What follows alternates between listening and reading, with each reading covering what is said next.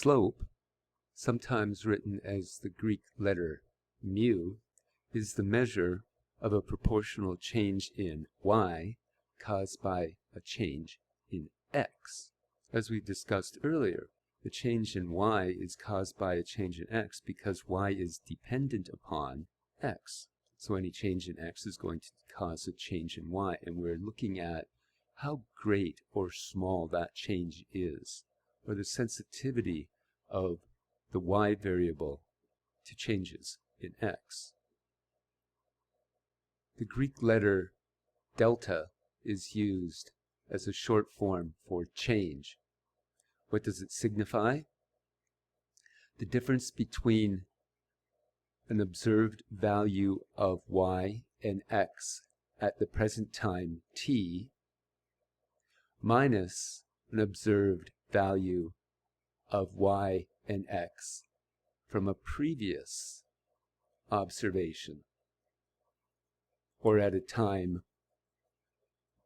before the present.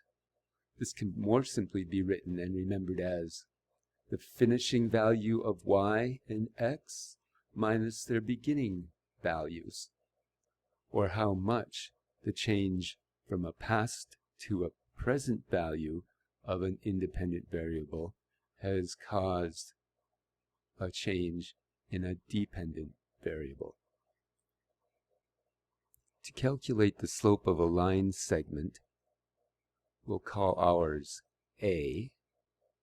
We first need to establish our beginning values for our x and y coordinates. In this example, the beginning value of y is given as yb, the y-intercept of the line segment, and so it is necessary to determine what the value of xb is. When yb is at this point, the y-intercept, its x value is determined by dropping down to the x-axis. Here we can see that it is 0. So to fill in this expression, we have yb on the top and 0 at the bottom. Similarly, we end at xf, so we can fill this in at the bottom. And where do we begin? Well, if we end at the x-intercept to find the y-coordinate, and so if we simplify taking out the zeros, we see that the slope is equal to negative yb, or the beginning value of the dependent variable, divided by the finishing value of the independent variable. What is this implying? If we have a variable which is known to change by another variable, given a starting position, we can determine that variable's direction of change and magnitude of change. The direction plus the magnitude is given by the slope of the line, which connects the beginning and ending values of that dependent variable. That's quite a bit of information for one number. Interestingly, this value, the larger it is, the steeper is the curve, or the greater is the change in the value of y from its beginning to its ending value. And the smaller the number, the flatter the curve,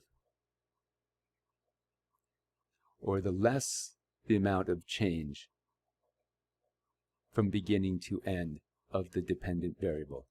Let's take a look at an example.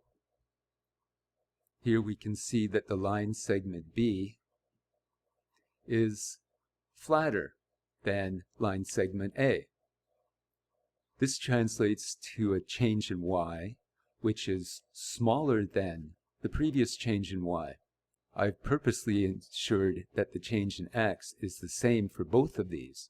So when the calculation for the slope is made, the x-coordinates are the same, but the y-coordinates, specifically the beginning value of y, is going to be less.